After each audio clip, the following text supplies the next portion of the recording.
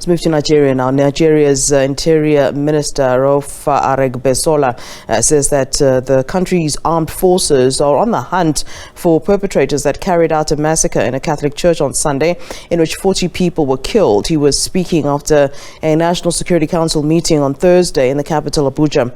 He blamed the Islamic State West Africa province armed group for carrying out the attack. However, the armed group has yet to claim responsibility. Meanwhile, in another incident, bandits on motorcycles killed 32 people and set fire to houses in several villages in the Kajura area of Nigeria's northern Kaduna state on Sunday. Let's get more on this then. We're joined by our correspondent in Nigeria, Tesem Akende. A very good afternoon to you, Tesem. Let's start here. Do we know at this point if these two incidents are linked? I mean, one seems, to be religious, looks to be a religious thing, and the other, we're being told, is bandits. But is there a talk of whether or not these incidents are linked, considering the fact that they happened such a short while apart, and we'd had this conversation earlier on about concerns whether we'd have more attacks, and here we are. Well, investigation is ongoing, and it's still, it's after those investigations that we can actually say for sure or in the affirmative if these two events or incidences are related. But yes, incidentally, both events happened on Sunday. It's just that the Kaduna situation details are just, coming out. Locals in the villages in Kajura, local government area, had to go to the villages to pick their loved ones, the dead bodies, after which a mass burial held. Just yesterday, we had authorities in Kaduna State coming out to make pronouncements about this. So to answer you in the affirmative, both events happened on Sunday. The church in Ondo State was attacked on Sunday.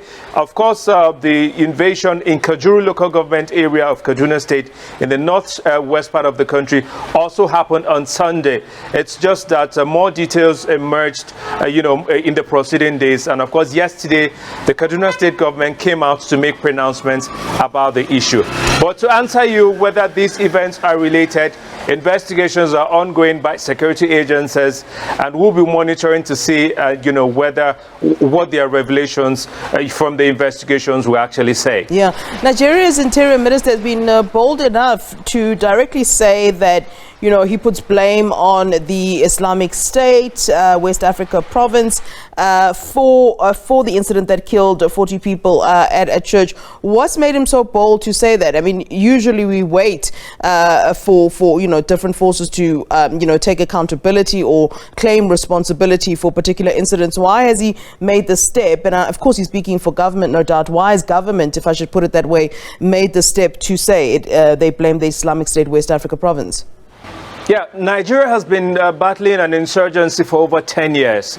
And we have different factions carrying out, these attacks. It started with Boko Haram. And of course, the Islamic State West Africa province is a splinter faction, from Boko Haram. There are ways, ways, to which these particular groups carry out these attacks. And so, quoting the minister now, he said there were traces of the ISWAP group, carrying out this particular action. So of course, the meeting was made up of security, senior security heads, all gathered together, who have over time confronted these security agencies, these security situations in Nigeria. So he must have been informed by security agencies that yes, from what has happened, from the operations or from the indices that surrounded Sunday's attack, this could be traceable to the ISWAP, faction. And so this may be what may have actually necessitated the Interior Minister to have really come out to say this in categorical terms, that yes, it was ISWAP that was responsible for Sunday's attack. All right, Tesem, thanks very much for keeping us up to date as to what's happening in Nigeria. We certainly do appreciate that. Our correspondent in Nigeria, Tesem Akende, they're speaking to us about two seemingly separated incidents where people have been killed in Nigeria.